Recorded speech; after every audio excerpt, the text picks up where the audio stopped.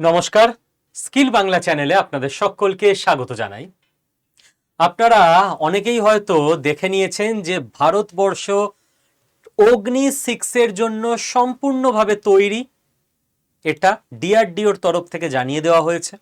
কিন্তু কেন্দ্র সরকার ডিআরডিওকে অ্যাপ্রুভাল দিচ্ছে না অগ্নি 6 টেস্ট করার জন্য। কারণ একটাই, অগ্নি 6 যেই মুহূর্তে টেস্ট ফায়ার হবে সেই মুহূর্ত থেকে ভারত আমেরিকার সম্মুখ সমর শুরু হয়ে যাবে। তো ভারতবর্ষ কি রেডি আমেরিকাকে ট্যাকেল করে নেওয়ার জন্য? এই টোটাল ব্যাপারটা আমরা আজকে আলোচনা করব। তার আগে আপনাকে দেখিয়ে দিচ্ছি 30শে এপ্রিল কাল দুপুর 2:49 article, DRDO ready for Agni 6 অ্যাওয়েটস saunters nod, মানে কেন্দ্র সরকারের সম্মতির অপেক্ষা করছে। কি ব্যাপার দেখুন, এই যে অগ্নি 6 নিউজটা আমাদের সামনে গতকাল এসছে, এটাকে খুব ইচ্ছে করে নির্দিষ্ট স্ট্র্যাটেজি মোতাবেক নিউজটাকে পাবলিক করা হয়েছে যে ডিআরডিও অগ্নি 6 নিয়ে রেডি, সেন্ট্রাল গভর্নমেন্ট সম্মতি দিলেই টেস্ট ফায়ার হবে। এবার এই ব্যাপারটা ডিআরডিও যে অগ্নি 6 মিসাইল ক্ষেপণাস্ত্র তৈরি করছে, তৈরি করার জন্য ক্যাপাবল, এটা আপনি নিশ্চিন্তে জানুন বিভিন্ন দেশের যে সমস্ত এজেন্সিগুলো আছে না, তাদের কাছে কিছু মাস কিছু বছর আগে তো খবর ছিলই ছিল। সব দেশের এজেন্সি সব জায়গায় অ্যাক্টিভ থাকে।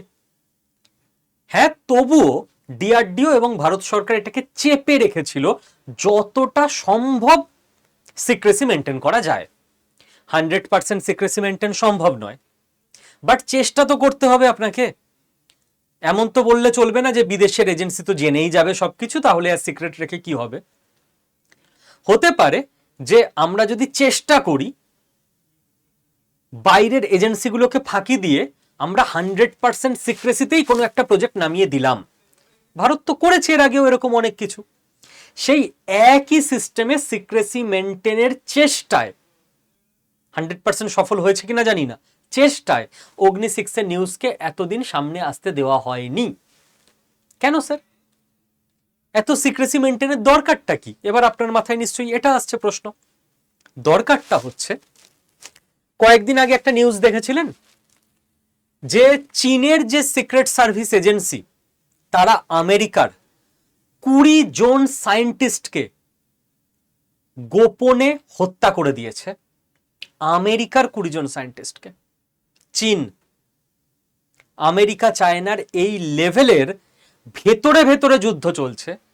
আর্মিতে চলছে না, সিক্রেট সার্ভিস দিয়ে সায়েন্টিস্ট মারার যুদ্ধ। কেন? কারণ যদি টপ লেভেল সায়েন্টিস্টদের এলিমিনেট করে দেওয়া যায়, তাহলে সেই লেভেল মানে সেই দেশ অটোমেটিক অনেক বছর পিছিয়ে যায়, তার ডিফেন্সের জিনিসপত্র থেকে শুরু করে বাকি অনেক কিছু আটকে যাবে। আপনারা এবার একটু মিসিং ডটগুলো কানেক্ট করতে পারেন কিনা দেখুন তো।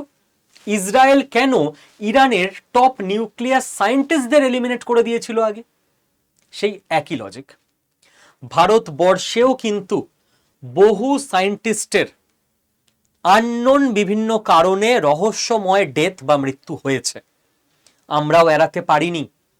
তবু আমাদের চেষ্টা তো করতে হবে যাতে আমরা আমাদের সায়েন্টিস্টদের সুরক্ষিত রাখতে পারি। সেই চেষ্টাতেই অগ্নি 6 এর নিউজ এতদিন সামনে আসতে দেওয়া হয়নি। কেন স্যার? অগ্নি 6 এমন কি ইম্পর্টেন্ট জিনিস? এবার আপনার নিশ্চয়ই এটাই মাথায় আসছে যে অগ্নি 6 এর নিউজ সামনে চলে এলেই আমাদের সায়েন্টিস্টদের টার্গেট করা হবে। কারণ অগ্নি 6 আইসিবিএম।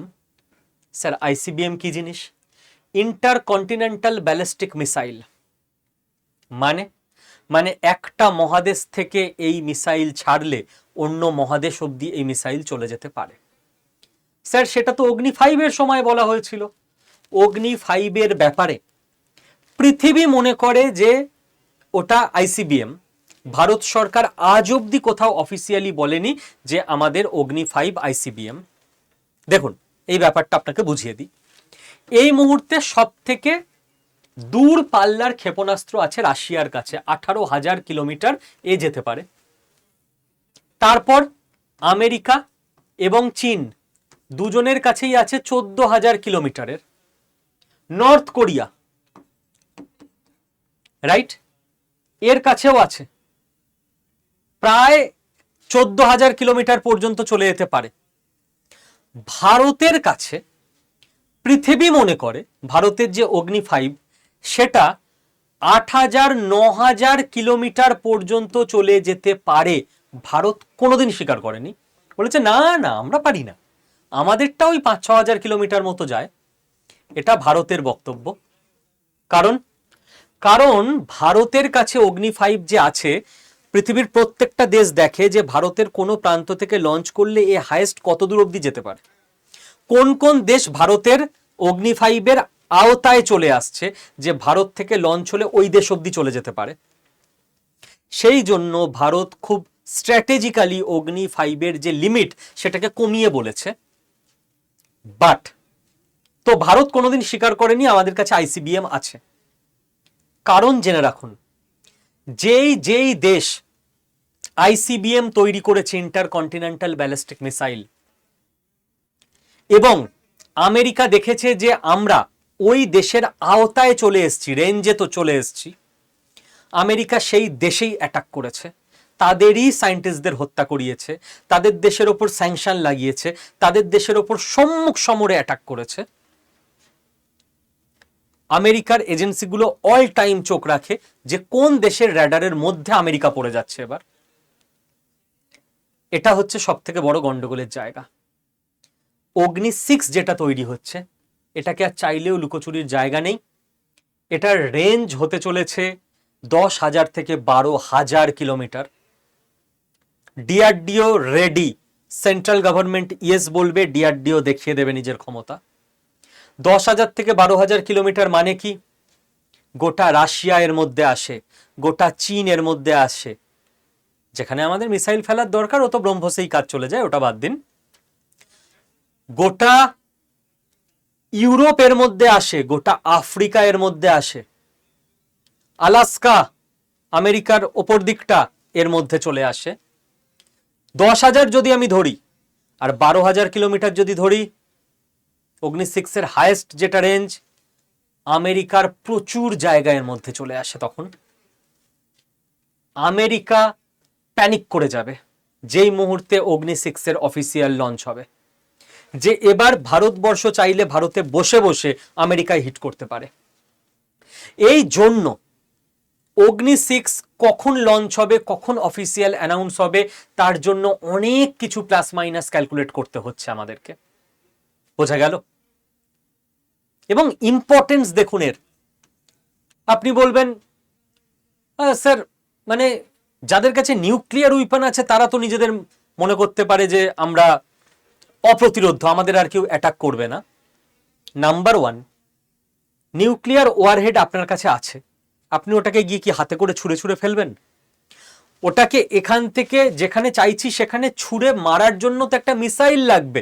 মিসাইলের সঙ্গে তো নিউক্লিয়ার ওয়ারহেডটাকে সেট করে পাঠানো হবে, যে মিসাইলটা নিউক্লিয়ার ওয়ারহেডটাকে নিয়ে যাবে, গিয়ে যেখানে পড়বে সেখানে ওয়ারহেডটা বাস্ট করবে, বাস্ট করে বিস্ফোরণটা ঘটাবে। তো ওই যে নিয়ে যাবে সেই মিসাইলটা, তার ইম্পর্টেন্স এই জন্য এতটা। সেকেন্ড, পৃথিবীতে বিভিন্ন ধরনের যুদ্ধাস্ত্র আছে, তার মধ্যে আজও মিসাইলের ইম্পর্টেন্স এত কেন, এটাও আপনার মাথায় আসবে। তার কারণ আপনি আমেরিকা ইরান ওয়ার দেখলেন, এত এয়ার ডিফেন্স সিস্টেমের কথা হয়, চীনের এয়ার ডিফেন্স সিস্টেম ছিল ইরানে, কাজ করলো না, আমেরিকা বম্বিং করলো। ইসরায়েলের কাছে এয়ার ডিফেন্স সিস্টেম আছে, আয়রন ডোম আছে, কাজ করলো না। ইরানের মিসাইল, হেজবোল্লার মিসাইল ইসরায়েলে পড়ল। গালফ কান্ট্রিগুলোতে আমেরিকার এয়ার ডিফেন্স সিস্টেম ছিল, কাজ করলো না 100%। ইরান থেকে ছোড়া মিসাইল, ড্রোন দুবাইতে, আবুধাবিতে পড়ল। চীনের তৈরি এয়ার ডিফেন্স সিস্টেম পাকিস্তানে ছিল, অপারেশন সিঁদুরের সময় কাজ করেনি। ভারতের মিসাইল গিয়ে সানরুফ বানিয়ে এসছে যেখানে বানানোর। অতএব এয়ার ডিফেন্স সিস্টেম 100% ফুলপ্রুফ নয়। মিসাইল একটু বেশি চলে এলে একসঙ্গে আর আটকাতে পারে না। কাজেই আজকের দিনেও মিসাইলের ক্ষমতা মিসাইলের মতোই আছে, এয়ার ডিফেন্স সিস্টেম যতই তৈরি হোক না কেন মিসাইলের ইম্পর্টেন্স একই আছে। কারণ ওই মিসাইলের মধ্যে আপনি নিউক্লিয়ার উইপেন লাগিয়ে যদি ছুড়ে দেন, এয়ার ডিফেন্স সিস্টেম ফেল করলে সেই দেশ তো গেল। এই জন্য যার কাছে নিউক্লিয়ার উইপেন আছে এবং লং রেঞ্জ মিসাইল আছে সেই দেশ সারা পৃথিবীতে ত্রাস সঞ্চার করে রাখতে পারে। আপনি দেখুন ইরানের ওপর আমেরিকা অ্যাটাক করলো, নর্থ কোরিয়ার ওপর করবে না, কারণ ওদের কাছে 14,000 কিলোমিটারের লং রেঞ্জ মিসাইল আছে এবং নিউক্লিয়ার উইপেন আছে।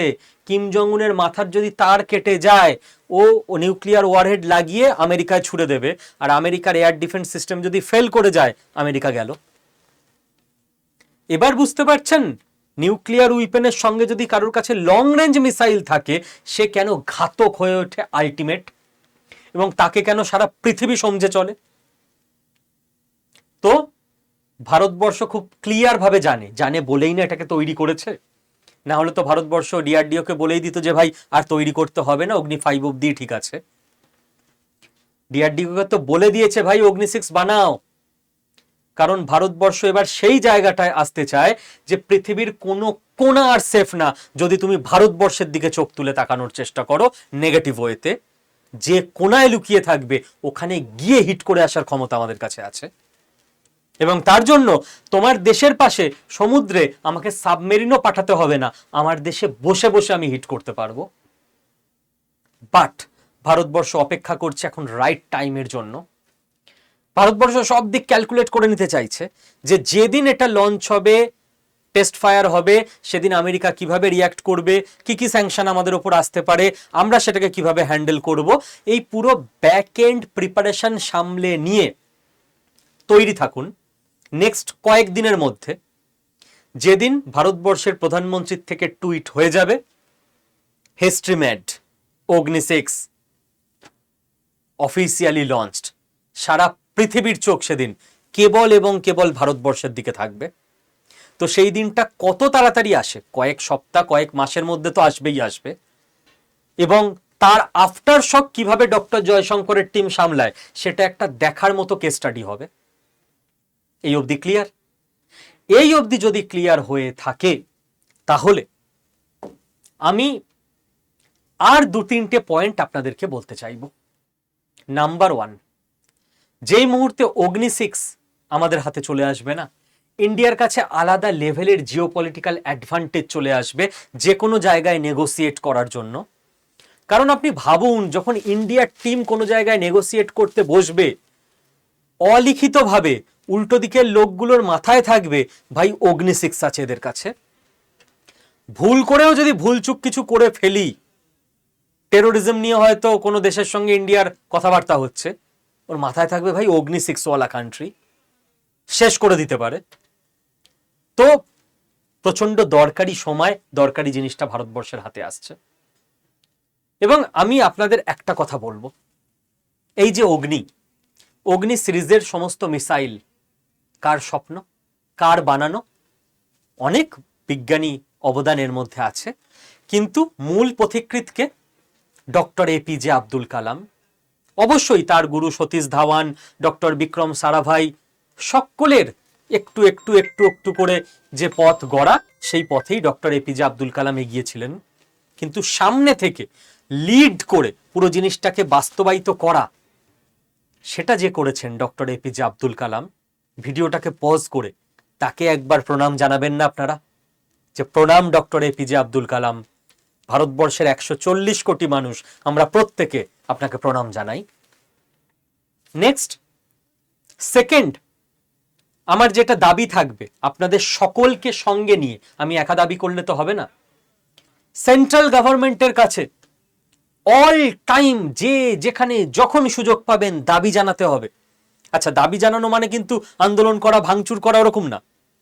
গণতান্ত্রিক পদ্ধতিতে, সভ্যভদ্র পদ্ধতিতে আমাদের মতামত, দাবি, ডিম্যান্ড অ্যান্ড ওপিনিয়ন, এর সঙ্গে গন্ডগোল ঝামেলা আন্দোলন করার কোনো সম্পর্ক নেই। এটাকে জানাতে থাকা যে আমাদের ডিআরডিওতে, আমাদের রিসার্চের সমস্ত ডিপার্টমেন্টে যত বেশি সম্ভব বাজেট অ্যালোকেট করা যায় অ্যালোকেট করুন। স্যার আমরা জানালে কি হবে? আমরা জানালেই কাজ হবে। যে যেখানে যখন যেভাবে সময় সুযোগ পাবেন। কারণ যে কোনো সরকার তারা যদি দেখে যে মানুষজন রিসার্চে বাজেট দিলে এদেশের লোক খুশি হচ্ছে, ডেমোক্রেসিতে যে কোনো সরকার চায় পাবলিককে খুশি রাখতে, পরের বার ভোটে জিততে, সোজা কথা। এবার ওদের ভোটে জিততে গেলে কি কি কাজ করতে হবে সেটা আমাদের ঠিক করে দিতে হবে, যাতে ওরা আমাদের ইশারায় কাজ করে, যখন যে পার্টি আসুক না কেন। কোনো পার্টি যদি দেখে যে ডিআরডিওর বাজেট বাড়ানোর ব্যাপারে 140 কোটির মধ্যে 1 কোটি মানুষ কথা বলে, আর ভাতা দেবার জন্য 139 কোটি মানুষ কথা বলে, তো ভাতাই দেবে না। যে ভাই 1 কোটি ভোট নিয়ে কি করবো, 139 কোটি ভোট নেব। আর যদি এটাই উল্টো হয়ে যায়, তো সরকার দিনরাত ডিআরডিওতে ফান্ডিং করবে। আর আমাদের কিন্তু ভারতবর্ষে সেই রকম সিস্টেমই বানাতে হবে যাতে যে সরকার যখনই আসুক না কেন এই সমস্ত জিনিসে বাজেট বাড়ায়। কি সহমত তো আপনারা আমার সঙ্গে? প্রত্যেকে কমেন্টে জানাবেন। Third, responsibility.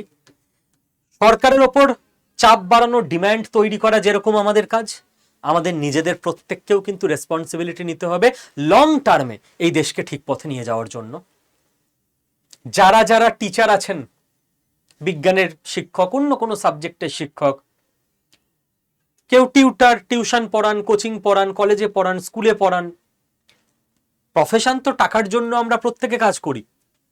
কিন্তু যদি প্রত্যেক দিন সকালে উঠে নিজেকে মনে করিয়ে দেন যে আমি আমার ছাত্রদেরকে এমন ভাবে পড়াবো, ওদের মধ্যে জানার একটা খিদে তৈরি হবে, আমি আমার দিক থেকে আর কি বেটার করতে পারি, আমার পিচ, আমার ভয়েস মডিউলেশন, আমার উদাহরণ, আমার নলেজ, আমার ফ্রেন্ডলি ব্যবহার, কি এমন জিনিস আমি আমার দিক থেকে বেটার করতে পারি যাতে করে আমার স্টুডেন্টের মনে 0.1% পড়াশোনার প্রতি আগ্রহ বেড়ে যায়। এটা যদি আমরা প্রত্যেক টিচার, এটা আমারও দায়িত্ব, যদি করতে পারি, ইন্ডিয়ার নেক্সট জেনারেশনের মধ্যে যদি জ্ঞানের খিদেটা বাড়তে থাকে, তাহলেই কিন্তু আমাদের দেশে যে যে ফিল্ডে যাবে, কেউ ডিআরডিওতে যাবে, কেউ অন্য কোনো রিসার্চ অর্গানাইজেশনে যাবে, কেউ ডাক্তার, ইঞ্জিনিয়ার, কৃষক, ব্যবসায়ী, যে যা হবে, তাতে করে আরো বেটার মাইন্ড আমরা তৈরি করতে পারবো, বেটার হিউম্যান রিসোর্স আমরা তৈরি করতে পারবো। এটা আমাদের হাতে। এটা যারা যারা আপনারা কোনো না কোনো শিক্ষকতার সঙ্গে যুক্ত আছেন, তারা নিজের একবার প্লিজ ফিল করুন। দেখুন আপনার পড়ানোর প্যাশন, এফোর্ট 5% বেড়ে যাবে কালকে। বাবা মায়েরা, গার্জিয়ানরা বাড়িতে প্লিজ মেরে বকে পিঠে ছাল তুলে দিয়ে পড়াতে হবে না। দেখুন না যে আমরা আর কি করতে পারি যাতে ওদের মধ্যে আগ্রহ বেড়ে যায়। আগ্রহটাকে বাড়িয়ে দিতে পারলে বাকিটা ওরা নিজেরাই করে নেবে, যারা বাচ্চারা আছে। 4 নাম্বার একটা কথা বলবো, হেলথ। স্যার কোত্থেকে হেলথ চলে এলো? ডিআরডিও আমাদের দেশের উন্নতির কথা হচ্ছিল। আপনি ভাবুন না, ডিআরডিও কেন, যে কোনো অর্গানাইজেশন, আপনি ডিআরডিও দিয়েই ভাবুন। ডিআরডিওতে আমাদের একজন বিজ্ঞানী বসে আছে, 50 বছর বয়স, তার বিভৎস মাথার যন্ত্রণা, পেটের যন্ত্রণা, শরীর চলে না, ঘুম পায় সারাদিন, অসুস্থ হয়ে পড়েন। আর নাসায় একজন আমেরিকায় বিজ্ঞানী বসে আছেন, ফিট অ্যান্ড ফাইন। 1 মাস টাইম দিন, দুজনেরই নলেজ সমান, কে রিসার্চকে বেশি এগিয়ে নিয়ে যাবে? যে mentally and physically sound, fit and fine, সে। অসুস্থ থাকলে যে চায়ের দোকান চালায় সেও ব্যবসা বাড়াতে পারবে না, যে রিসার্চ করে সেও নিজের রিসার্চকে সেই লেভেলে এগোতে পারবে না। এটা তো বেসিক কথা, এটা জানার জন্য কোনো জ্ঞানের দরকার হয় না। আমাদের দেশের পরবর্তী প্রজন্ম কিন্তু মারাত্মকভাবে অসুস্থ তৈরি হচ্ছে, তার দায় আমাদের। তো আমরা এই প্রজন্ম যখন বড় হবে, এদের থেকে আমরা এক্সপেক্ট করতে পারি না যে এরা বিশাল কিছু করতে পারবে। আপনি ওকে যত পড়িয়ে দিন, যত ডিগ্রি দিয়ে দিন, কারণ ওদের আমরা অসুস্থভাবে তৈরি করছি। কিছু এক্সপেক্ট করার দরকার নেই। এটুকু তো এক্সপেক্ট করবেন যে আপনার সন্তান, আপনার বাড়ির ছেলেটি বা মেয়েটি, সে নিজে অন্তত সুস্থভাবে দীর্ঘায়ু নিয়ে বাঁচবে। সে জীবনে কি করলো না করলো পরের কথা, তবে আমরা ওভারঅল সবাই মিলে একটা হেলদি নেশন বানাতে পারবো। হেলদি নেশন যদি তৈরি হয়ে যায়, সুস্থ, শারীরিক মানসিকভাবে সুস্থ ছেলে মেয়েদের মধ্যে যদি জ্ঞানের খিদে থাকে, বাকি আর কিছু করতে হবে না, রাতারাতি হবে না, 20-25 বছর লাগবে। পরের জেনারেশন ওরা যখন বড় হবে ওরা পাল্টে দেবে দেশটাকে। এই দুটো প্রাথমিক শর্ত যদি ফুলফিল আমরা করিয়ে দিতে পারি, এর জন্য আমাদেরই দায়িত্ব নিতে হবে একটু একটু করে। স্যার চারদিকে তো পলিউশন, আমাদের ছোটবেলায় পলিউশন ছিল না, আমি একা চাইলে কি পলিউশন কমবে নাকি? ছত্রপতি শিবাজী মহারাজ কাউকে বলেননি যে আমি একা চাইলেই কি এই মোগলদের দুরাচার দুঃশাসন শেষ করতে পারবো নাকি। লেট মি ট্রাই, একা বেরিয়ে পড়েছিলেন, বাকি ইতিহাস তৈরি হয়ে গেছিল। তো আপনার দিক থেকে আপনি যেটুকু পারবেন সেটুকু। রামায়ণের যে গল্পের উদাহরণ আমি সবসময় দিই, বানর সেনারা সেতু বন্ধন করছেন, শ্রীরামচন্দ্র ভারত থেকে শ্রীলঙ্কা যাবেন, বড় বড় পাথর ফেলছে সমুদ্রের ওপর, কাঠবিড়ালিগুলো সমুদ্রের জলে বিচে একটু পিঠ ভেজাচ্ছে, বালির ওপর গড়াগড়ি খাচ্ছে, টুকটুক করে গিয়ে পাথরের ওপর বালিগুলো ঝাড়ছে, আবার চলে আসছে। শ্রীরামচন্দ্র দেখতে পেলেন ঘটনাটা, ডাকলেন কাঠবিড়ালিগুলোকে, তোমরা কি করছো? বলছে আমাদের যেটুকু শরীর, আমরা যেটুকু ছোট প্রাণী, আমাদের তো ক্ষমতা নেই পাথর বওয়ার, হনুমানরা বানর সেনারা যেটাকে বয়ে নিয়ে যাচ্ছে। আপনি তো এই পাথরগুলোর ওপর পা দিয়ে দিয়ে যাবেন, হে প্রভু, পাথরগুলো তো এবড়ো খেবড়ো, আপনার পায়ে কষ্ট হবে।